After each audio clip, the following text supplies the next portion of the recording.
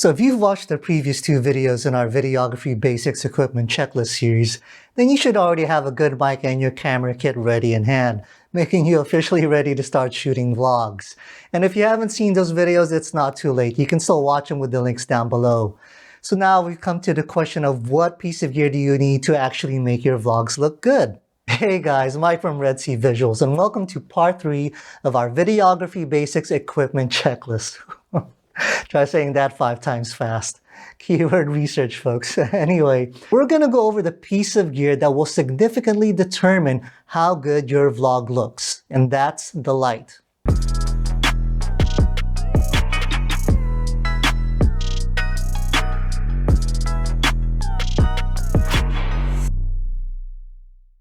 Lighting is the biggest determining factor when it comes to achieving a good-looking video.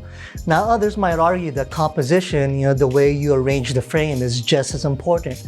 And while I do think it's important, for the sake of, keeping things simple, I'm putting that in second place because composition is a bit of a deep dive and it's a rabbit hole we can get lost in.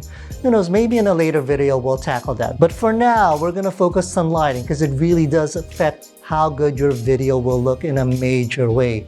Now you might be thinking, Mike, that's great, but I don't have the budget to buy a bunch of Hollywood lights. Well, the good news is for vlog style videos, you only need one good light.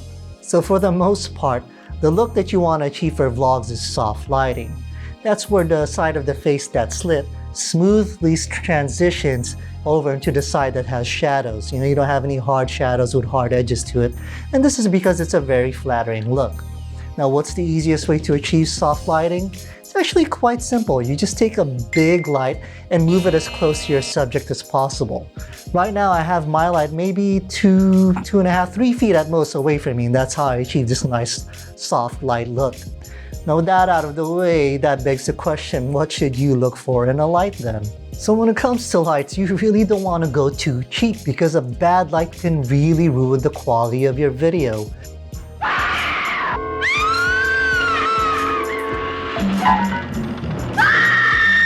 And just like with the camera, where you didn't just need a camera, you needed a camera kit, it's the same thing with lighting. You don't just need a light, you need a lighting package. Now when it comes to vlogs, for the most part, you'll need a light and a light stand.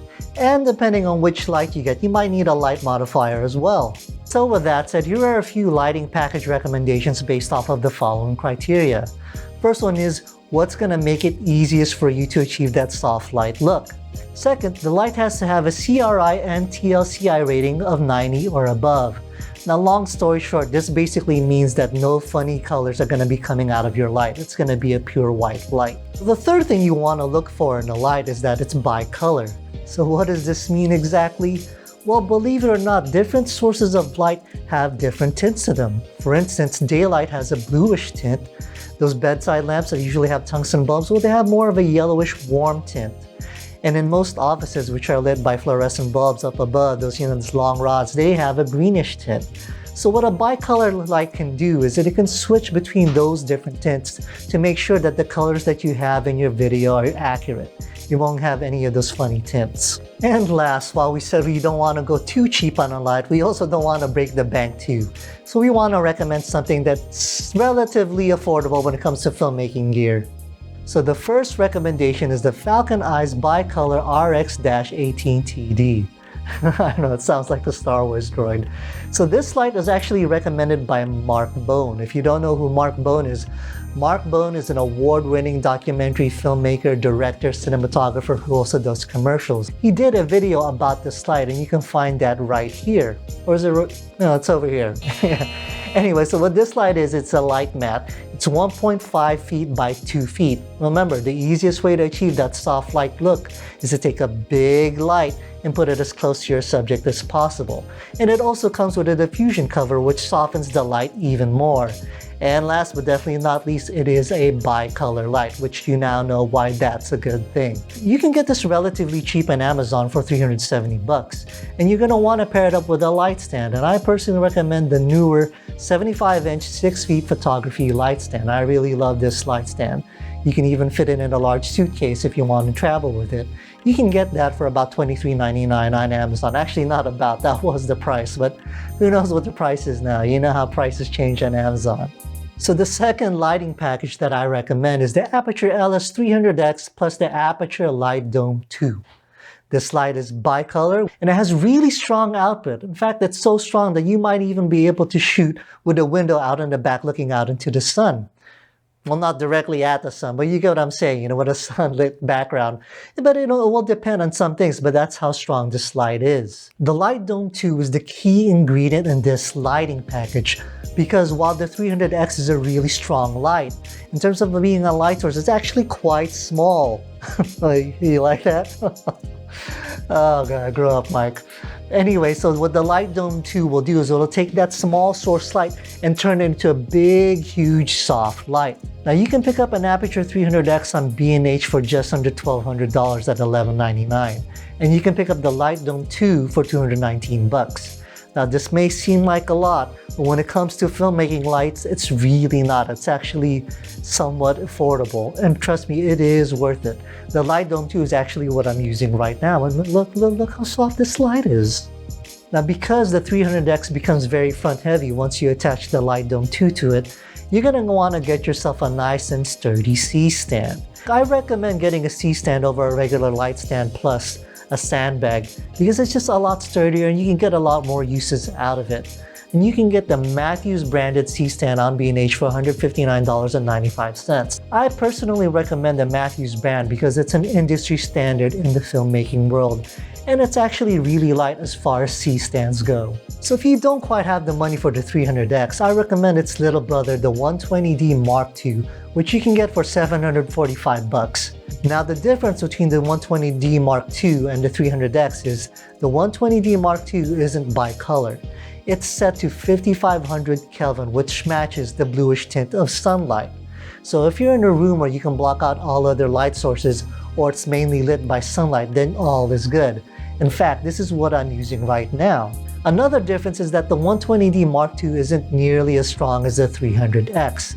But that's not really a problem because for most situations, especially for vlogs, the 120D Mark II will still give you more light than you'll ever need.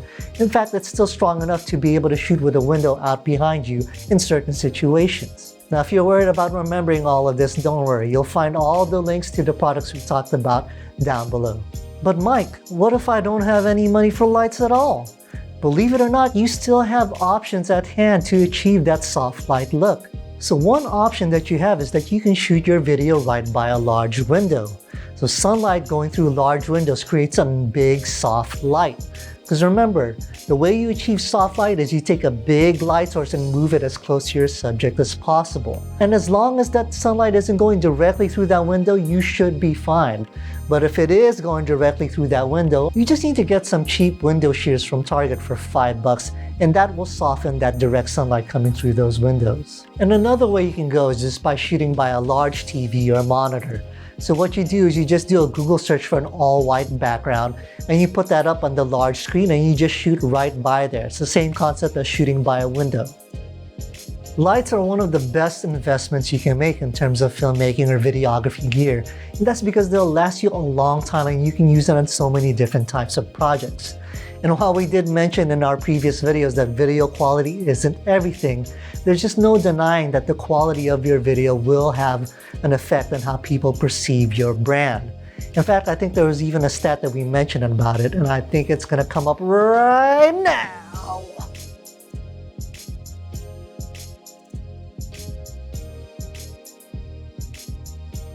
Anyway, don't forget to like, subscribe, and comment down below. And if you have other light recommendations, other lights that you like that you think are affordable and give you the most bang for your buck in terms of achieving a soft look, hey, comment down below. I'd love to see what those lights are.